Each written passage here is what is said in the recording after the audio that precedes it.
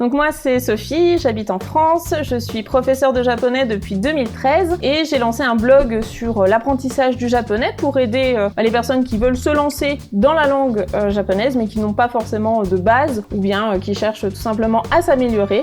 J'ai un blog, une chaîne YouTube et depuis début 2020 j'ai aussi une formation en ligne de japonais. Alors justement Sophie, tu fais des vidéos sur YouTube, tu as une chaîne YouTube qui fonctionne plutôt bien, tu as à l'heure à laquelle on enregistre cette vidéo plus de 2160 abonnés et tu continues à publier régulièrement. Certaines légendes japonaises racontent qu'on aurait découvert ces sources thermales en observant des animaux blessés s'y soigner et s'y reposer.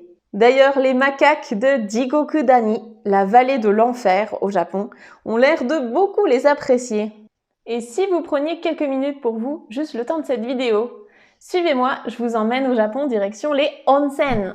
Alors justement, quel était le problème auquel tu étais confronté par rapport au montage de ces vidéos YouTube ? Comment tu faisais avant, quoi ? Ouais. Comment tu faisais avant pour monter tes vidéos ? Comment je faisais ? Eh ben vraiment comme je pouvais, c'est-à-dire difficilement, parce que j'avais aucune connaissance technique en termes de montage vidéo. Les premières vidéos que j'ai lancées, c'était il y a plus de 3 ans et c'était vraiment faites un petit peu comme je pouvais. C'était plus l'envie de partager qui primait sur la technique, mais bon, je me suis lancée quand même. Salut tout le monde, c'est Sophie, bienvenue dans cette deuxième vidéo. Si vous n'avez pas encore vu la première, je vous conseille de cliquer ici. Et puis, à force de regarder comme ça des petits tutos à droite à gauche, j'ai fini par comprendre les bases du montage, comment faire quelque chose qui soit agréable à regarder. Finalement, je me suis tournée sur ta formation parce que je trouvais que je perdais énormément de temps. Ça me frustrait de me dire mais je pense que je peux optimiser mes montages, je vois pas comment. Donc voilà, c'est pour ça que je me suis intéressée à ton travail et à ta formation. Super, mais alors donc ça veut dire qu'en fait, il y a 2 choses qui t'ont amené à suivre cette formation. La première, si j'ai bien compris, c'était que ça te prenait beaucoup de temps de faire tes montages vidéo et tu cherchais à optimiser ton temps. Et la deuxième, c'est que tu voulais essayer d'avoir des vidéos YouTube qui soient dynamiques, enfin utiliser les codes YouTube pour tes montages. Est-ce que c'est bien ça ? Oui, c'est principalement ça parce que bon, en 2-3 ans, là, j'ai quand même compris comment faire des cuts, mettre un petit peu ça en forme, mais ça restait assez plat. Alors, j'avais quand même des bons retours par rapport au contenu, mais je me suis dit, sur la forme, je pense que je peux faire mieux. Et puis, donner vraiment l'envie aux personnes qui me regardent d'apprendre le japonais, de continuer leur apprentissage et surtout, de mon côté, ne plus perdre autant de temps sur chaque montage vidéo. Ouais, c'est ces 2 aspects-là.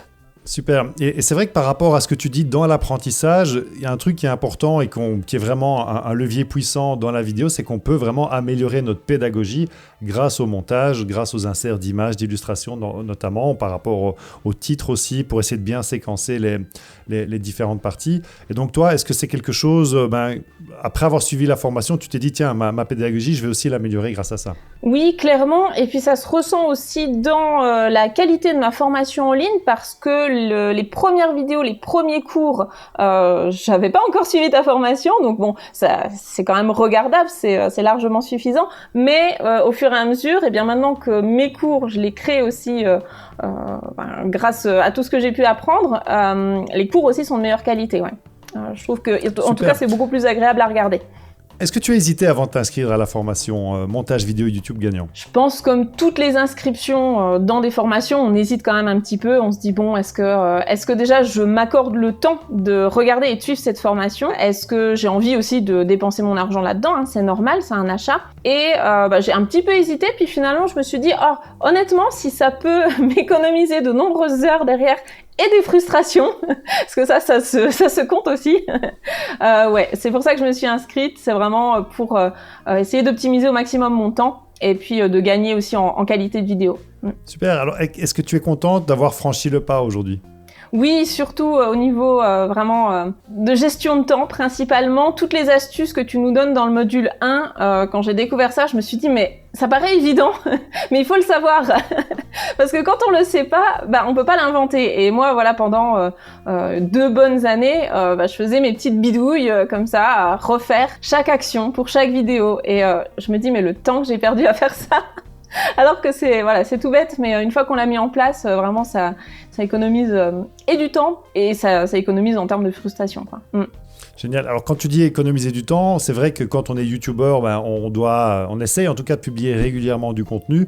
C'est vrai qu'on publie un peu, enfin, il y a en tout cas des tâches qui sont répétitives, qu'on peut essayer d'automatiser un maximum, en tout cas de réduire. Et toi, est-ce que justement, ça t'a permis de tenir la cadence? Parce que c'est vrai que je vois beaucoup de youtubeurs qui me disent, moi, j'arrive pas à tenir la cadence d'une vidéo ou deux par semaine, parce que le montage me prend trop de temps. Et c'est vrai qu'une fois qu'on automatise un peu certaines tâches, on arrive à tenir la cadence. Est-ce que toi, ça t'a permis de tenir le cap, justement, sans péter un câble? Oui, clairement, parce que surtout en août de l'année dernière où je me suis lancée dans un défi 30 vidéos en 30 jours, et j'avais pas toutes ces astuces et je me revois encore me coucher à minuit, 1h du matin pour pouvoir terminer la vidéo du lendemain. Honnêtement, si j'avais pu optimiser tout ça, je pense que ça m'aurait économisé quelques nuits, quelques heures de sommeil. Et oui, à l'heure actuelle, clairement, ça m'aide à pouvoir garder la cadence de 1 à 2 vidéos par semaine si c'est des petites vidéos. Sans ça, je pense que j'en ferais moins. Ouais. Est-ce que tu connais l'impact de tes durées moyennes de visionnage? Parce que c'est quelque chose que j'explique vraiment dans la formation, c'est qu'en fait, en faisant du montage dynamique, on améliore non seulement le côté pédagogique. Déjà, on est fier de ces vidéos quand on les sort parce qu'elles sont jolies. On améliore le côté pédagogique en mettant des images d'illustration, des titres, etc.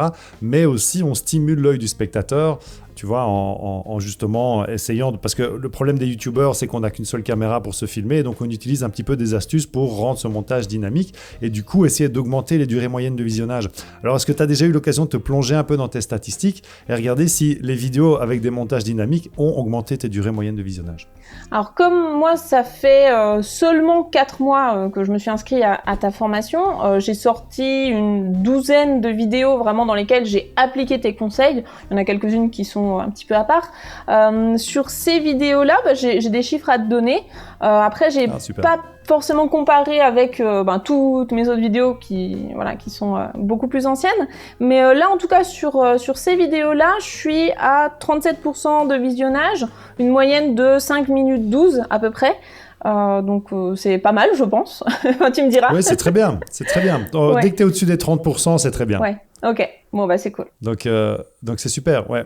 Et alors, oui, justement, donc il y a les durées moyennes de visionnage. Est-ce que tu as senti plus d'engagement par rapport à ton audience? Est-ce que les gens réagissent mieux ou commentent plus ou enfin voilà, est-ce qu'il y a plus d'engagement? Ouais, alors je sais pas dans quelle mesure c'est lié avec tout ce que j'ai pu apprendre dans la formation, mais clairement, d'un point de vue global, j'ai beaucoup plus d'abonnés, de commentaires, de likes, de partages, de tout ce qu'on veut.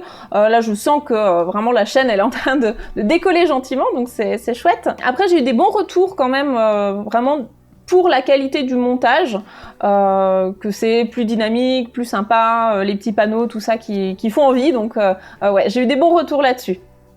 Et puis, j'ai vu aussi que pour certaines introductions, tu fais ce qu'on appelle du jump cut. Donc, c'est-à-dire tu vas faire des déplacements dans le cadre, tu vas commencer à un endroit, puis tu vas avancer, reculer, etc. Et donc ça, c'est vrai que ça marche bien. Donc, ouais, le rendu est assez dynamique. Alors, attends, j'avais encore une petite question ou deux pour toi. Quels sont, selon toi, les points forts de cette formation? Je pense que pour une personne déjà qui n'a aucune connaissance ou très peu de connaissances en termes de logiciel de montage, qui est un petit peu perdu, je pense que ça peut aider si on se base quand même sur le même logiciel que toi, ce qui n'est pas mon cas. Moi, j'utilise un autre logiciel. Donc, en termes de technique, ça apporte quand même des connaissances. Et puis, en termes vraiment de décrypter les codes, savoir comment se placer, comment utiliser tout ce qui est zoom, travelling, etc. Vraiment, ça apporte du plus. Et puis, pour des personnes comme moi qui savaient déjà quand même monter des vidéos, je savais faire des cuts, ce genre de choses, ça m'a appris à optimiser toutes les actions que je pouvais faire, voilà, m'organiser aussi. Hein. On n'a pas parlé de l'organisation pure dans le logiciel et puis dans tes dossiers. C'est vrai qu'avant, quand je compare mes dossiers de vidéos avant et après, maintenant je m'y retrouve. Si je retrouve l'image que j'ai utilisée dans tel truc, je sais où elle est. Alors que tu me demandes de retrouver une image d'une vidéo d'il y a 1 an, je sais même pas si je l'ai encore. Et ça m'a déjà posé problème. Donc ouais, en termes d'organisation, de logistique, moi ça m'a apporté du plus. Et puis pour une personne qui connaîtrait pas le montage, je pense que ça peut aussi aider là-dessus, ouais. Ok, super. Et alors, justement, tu précisais que tu n'utilises pas le logiciel Premiere Pro pour tes montages. La formation est basée sur le logiciel Premiere Pro. Est-ce que ça t'a quand même permis d'adapter les conseils pour le montage que tu utilises. Je ne sais pas lequel c'est. Moi, j'utilise DaVinci Resolve, donc, qui est un logiciel gratuit et qui me convient super bien. Comme je me suis habituée à celui-là, je n'ai pas spécialement envie de changer. À 95%, j'ai retrouvé tout ce que tu nous enseignes, je l'ai retrouvé dans mon logiciel. Après, il y a quelques petites choses en termes soit de son, soit de luminosité de l'image, tout ça. Bon, c'est pas des choses dans lesquelles je me suis encore trop plongée parce que j'en avais pas l'utilité sur le moment, mais globalement on s'y retrouve, hein, franchement. Super. Et alors, qu'est-ce qui se serait passé, Sophie, si tu ne t'étais pas inscrite à cette formation sur le montage vidéo? Je pense que je serais encore en train de galérer à rechercher toutes mes images, tous mes titres, tous mes machins. Et puis, qu'est-ce qui se serait passé? En fait, la première chose que j'ai mise en pratique dès que je me suis lancée dans le module 1, j'ai même pas attendu la fin de la formation, je me suis lancée dès le module 1 à créer mon générique. Parce que j'avais un générique avant, qui était fait avec les moyens du bord, on va dire. Et là, j'ai vraiment récupéré les infos. Je me suis inspirée aussi de ton générique, mais d'autres aussi, d'autres génériques que je trouvais sympas sur YouTube. Et juste en faisant ça, je me suis retrouvée avec un générique qui a de la gueule. J'étais super contente de le sortir et j'avais envie de le mettre tout de suite dans plein de vidéos. Donc voilà, si j'avais pas suivi ta formation, je pense que je serais encore en train de perdre du temps et j'aurais pas un générique qui me satisferait entièrement. Mes vidéos seraient probablement plus plates, comme avant en fait. Hein. Super, alors qu'est-ce que tu dirais à quelqu'un qui hésite à suivre la formation? De se lancer si vous avez vraiment envie d'optimiser et votre temps et d'améliorer la qualité des vidéos, de se démarquer aussi un petit peu des autres parce qu'il n'y a pas besoin, moi je filme tout avec mon téléphone, il n'y a pas besoin d'avoir un matériel. Il n'y a pas besoin d'avoir un matériel de folie. Vraiment, maintenant, n'importe qui peut faire des vidéos sur YouTube. Il suffit juste d'avoir les bonnes infos, les bonnes techniques, de connaître quand même les codes. Et puis après, il faut se lancer. Merci. Alors, est-ce que tu as peut-être le mot de la fin pour toi, Sophie?